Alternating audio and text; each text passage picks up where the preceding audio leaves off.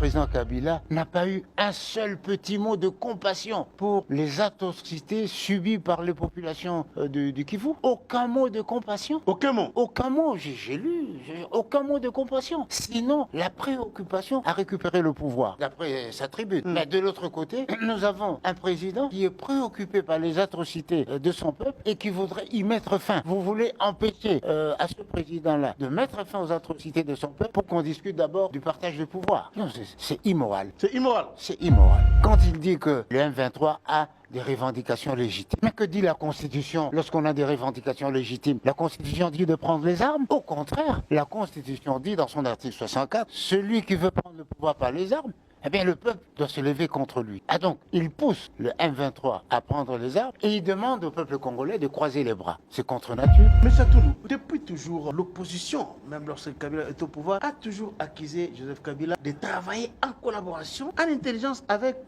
les groupes armés, notamment les M23. Peut-on conclure que les soutiens de Joseph Kabila au M23 ne datent pas d'aujourd'hui? Parce qu'il y a aussi des... Logiquement, c'est le temps qui nous révèle les liens profonds qu'il y a entre le président Kabila et le M23. Et il a dit dans sa tribune. Le président Tshisekedi a clairement que l'AFC c'est Kabila. Est-ce qu'au regard de cette sortie médiatique de l'ancien président, pouvez-vous confirmer aussi à votre manière que le président avait raison de dire ce qu'il avait dit? Je constate que le président Tshisekedi avait raison et qu'il y a des connexions sérieuses entre le président, son prédécesseur, et l'AFC et le M23. Mais on fait de l'analyse géopolitique. Il faut le savoir. Il ne faut pas se cacher la vérité, ni par pudeur, ni par respect humain. La vérité, c'est que l'AFC, le M23 et tous ceux qui le soutiennent œuvrent sous la responsabilité de Kagame et du Rwanda. Les autres qui veulent reconquérir l'indépendance de la République œuvrent sous la roulette du président Tshisekedi. Alors, nous nous trouvons entre le camp de la patrie et le camp des Ganelons. Il faut choisir. Les camps du partage du pouvoir auquel vous faites allusion, incarné par Joseph Kabila, dans son discours, Kabila n'a pas parlé du partage du pouvoir, mais c'est attendez. Il a parlé des revendications légitimement du M23. Il faut avoir une lecture métaphysique de ce que vous voyez. C'est ce que cela signifie. Parce que, bon, revendication légitime, illégitime,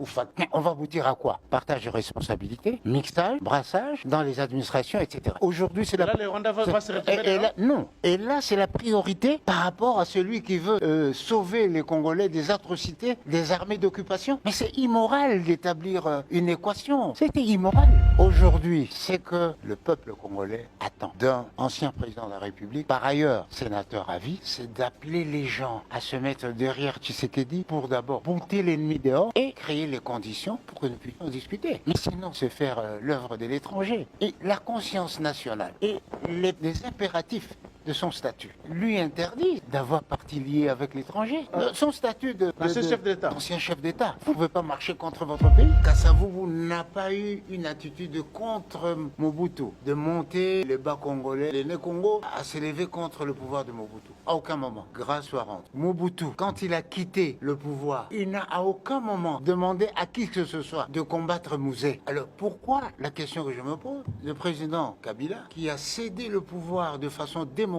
à la suite de la victoire du président Tshisekedi, pourquoi n'attend-il pas la fin du mandat du président de la République pour se remettre dans le jeu? Pourquoi veut-il casser, remplacer un pouvoir démocratique par un pouvoir despotique? Despotique de type FPR. Et donc vous pensez que Kabila aujourd'hui est en train je ne pense rien. Je vous dis de préparer un coup d'État pour arrêter le mandat de Tshisekedi? Jésus a dit, si vous avez des yeux, il faut voir. Si vous avez des oreilles, il faut entendre.